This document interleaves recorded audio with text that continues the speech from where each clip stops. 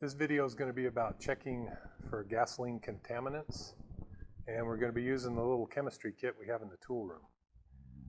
This kit is a J-tool. I think General Motors is one that came up with it, but it's a really good kit to determine whether or not you've got what your volatility is of the gas, whether or not you have alcohol in the gas, and whether or not you have water, moisture that has gotten into the gasoline. So anyway, let's go ahead and get started. A few of the tools that you're going to be needing is you're going to need the kit, and the kit consists of some moisture paste, a beaker, thermometer, and an eyedropper. The eyedropper is right there. A thermos with a pressure gauge attached to it. And then this guy here, this coil, is for checking for water inside the gasoline tank. And then we also have a plastic cup that's in the kit, and that's for our gasoline sample. And then we also have another little measuring beaker with that. So when you're using this kit, I need to ask you to please treat it with care. Clean everything up before you turn it back into the tool room, and make sure that when you're using it, everything stays nice and clean. The other thing you're going to be needing is some ice. So I've got a cup with some ice here, and then we're also going to need some hot water. So what I've done is I've got a little tin can here on top of a hot plate where I can make some water. Now in this kit, the kit has a full set of instructions right here. And so you've got everything you need to know about doing all three tests right here on these instructions. So if you forget what this demonstration is all about and everything, if you have the kit in front of you, all you have to do is look at these instructions and follow them. First thing we're going to need to do is put enough gasoline in this little sample jar that will fill the fuel cup. Now the fuel cup is actually on the bottom of this pressure gauge here. And so I've got the pressure gauge, and right down here on the bottom is the fuel cup. So I'm going to unscrew the fuel cup. There's the fuel cup. So that's what I'm going to need first off, is the gasoline sample and the fuel cup. Both of these samples need to be put on ice for about 10 minutes. So what we're going to do is we're going to put both of these things right in here and get them started soaking with the ice. And what the idea is to get the gasoline cool and the cup cool. And then what we're going to do is we're going to put some gasoline inside this cup, and then we're going to put it in some hot water. And this pressure gauge right here will measure how much the gasoline evaporates, or in other words, the Reid vapor rate of the gasoline. So I think I've mentioned several times before, if I haven't, you'll hear me mention this many times, that gasoline has a shelf life of about 90 days. And once that shelf life expires, then gasoline doesn't vaporize very easily anymore. Liquid gasoline doesn't do us a whole lot of good, and gasoline that doesn't vaporize doesn't do us any good either. And so if you have a vehicle that has a hard starting problem, or maybe some type of other drivability issue, it could be gasoline. And so you need to be able to learn how to check the Reid vapor rate to see if you're dealing with old gas. Because I've run into hundreds of drivability issues where the only problem was they had some old gas. And sometimes old gas burns just fine, but a lot of times it doesn't. So we need to make sure that we've considered that. One thing to mention while we're getting everything ready here is when you have your cup on the ice and you have your gasoline sample in there, the fuel cup that's down inside of the ice, make sure that, see that little hole at the top of the fuel cup there? Make sure that no water gets down inside there, because that will mess up your readings. So what I usually do is I just put the fuel cup down inside the ice, and then I'll set the fuel on top of it, and that usually does a pretty good job. And while my gasoline is chilling, what I'll usually do is I'll get the water heated up. The water that you use to measure the read vapor rate has to be about 110 degrees. And so what I've got is I've got this hot plate going, and I've got a thermometer inside here. I don't know whether you can see that, that thermometer or not, but right now we're at about 70 degrees, not quite 70 degrees. So as soon as it gets up to about 110, then I'm going to pull it off from the heat and we'll be ready to go. So we're getting really close to the 110 degree mark. My thermometer is steaming up a little bit.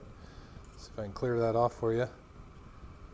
So you can see we're just a little over 100 degrees, and we're almost at the 110 mark. My gasoline's been chilling for almost 10 minutes, so we're almost ready to get started on measuring the read vapor. So what we're going to do is we're going to take the 110 degree water and we're going to put it inside this thermos right here.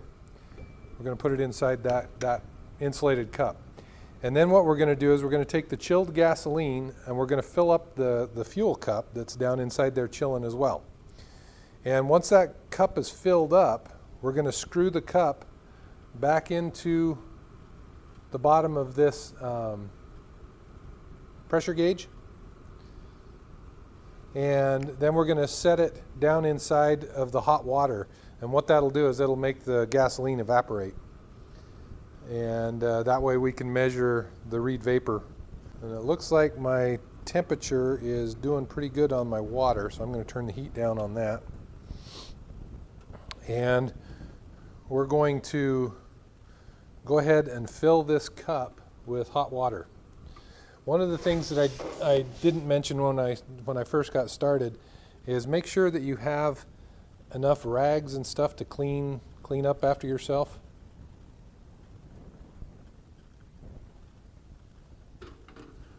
Okay, so I've got hot water in here. Now I'm going to take the chilled gasoline and the vapor cup. Now, they're both really, really cold because they've been sitting there chilling for a while. And I'm going to take the eyedropper that's in the kit, and I'm going to fill the read vapor cup with gasoline.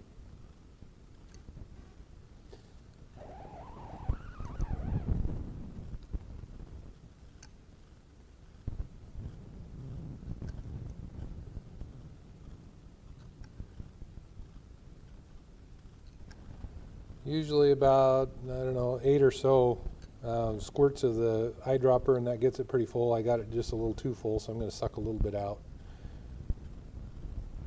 Okay, that should be enough. Now what I'm going to do is, without tipping this upside down, I'm going to screw it back onto the the pressure gauge. Make sure that when you've got gasoline in the vapor cup that it does not get tipped upside down. Now what I'm going to do is I'm going to set it down inside the hot water. We can drop the thermometer down inside here and make sure that we're still at 110 degrees or so. So right now I'm at about 7 psi is what I read for the read vapor pressure, is 7 psi. I've got my water in the cup, and I've got it at right about just a little tiny bit over 100 degrees, and so you want your water temperature right at as close to 100 degrees as physically possible. So now that I've got my water temperature at 100 degrees, we heated it up to 110, so our read vapor actually came up to 9 psi, and after we adjusted it for the temperature, we were actually right at about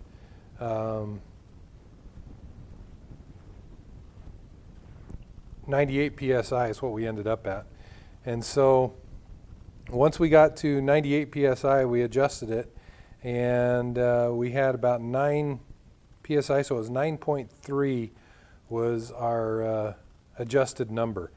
Now you come over here to this table, and the RVP limits. Now the RVP is the standard that volatility is measured by.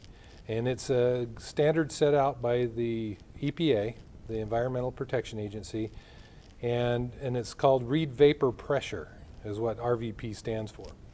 And so there's a standard for that to tell you whether or not the gasoline is good or bad. So you've got A grade gasoline would be 9 psi, B grade gasoline would be 10.5, and C grade gasoline would be 11.5. And so that's the ASTM standards. The EPA standards are a little bit lower than that. So you got 9, 9.5, and 10.5. And then the EPA, now this is methanol gas, and that's probably what we're dealing with here is methanol blend. So that's 10%. That's usually most of the gasoline you buy in Washington State would be 10% ethanol. And so we should see about 10 psi, which we were just a little under 10 psi. So this gasoline is probably getting towards the end of its shelf life. And so, which makes sense because the gasoline sample that I took was out of one of our gas cans here at the college that was filled up last spring. So it's been well over 3 months in the gas can, and so it's just below 10 psi. And so that would make sense that we have gasoline that is getting a little bit old.